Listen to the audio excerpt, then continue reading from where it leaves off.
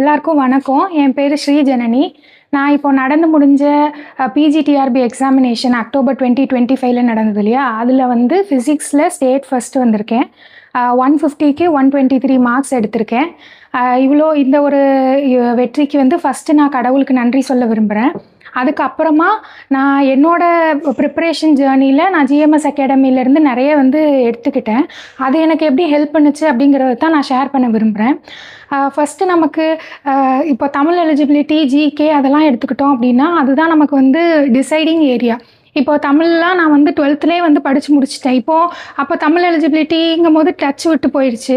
அப்போது நமக்கு ரொம்ப சீக்கிரமான டைமில் நம்ம எல்லாம் இது பண்ணணும் அப்படிங்கும்போது மேஜருக்கே நமக்கு டைம் ரொம்ப ஆகும்.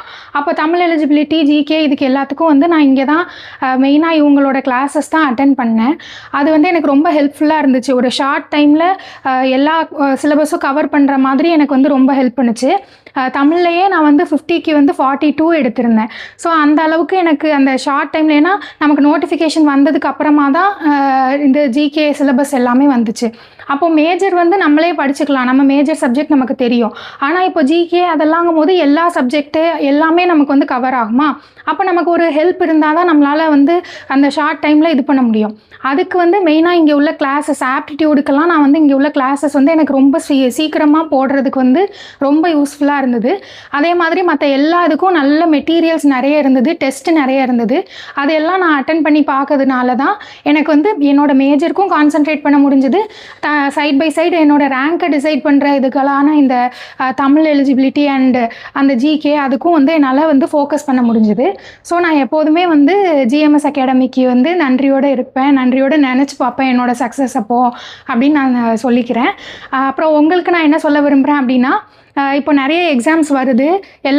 நீங்கள் வந்து ஹார்ட் ஒர்க் பண்ண ரெடியாக இருந்தீங்கன்னா கண்டிப்பாக நீங்களும் உங்களோட கனவு இதை வந்து நீங்கள் வந்து அச்சீவ் பண்ணலாம். இப்போ நான் வந்து ஒரு கவர்மெண்ட் ஸ்கூலில் டீச்சர் ஆகணும்னு ஆசைப்பட்டேன். இப்போ வந்து இங்கேயே எங்கள் வீட்டு பக்கத்துலேயே எனக்கு வந்து ஒரு கேர்ள்ஸ் ஸ்கூலில் வந்து போஸ்டிங் கிடச்சிருக்கு. அதே மாதிரி நீங்களும் வந்து ஒரு எய்ம் வச்சுக்கோங்க. அதுக்கு ஹார்ட் ஒர்க் பண்ண ரெடியாக இருந்தீங்க அப்படின்னா நம்ம ஜிஎம்எஸ் அகாடமியில் ஜாயின் பண்ணும்போது அவங்களோட ஒரு ஹெல்ப்பிங் ஹேண்டு உங்களுக்கு சேரும்போது கண்டிப்பாக உங்களோட எய்ம் வந்து நீங்கள் அச்சீவ் பண்ணிடலாம் அப்படின்னு நான் சொல்கிறேன். ஸோ எல்லோரும் நல்லா படிங்க. All the best.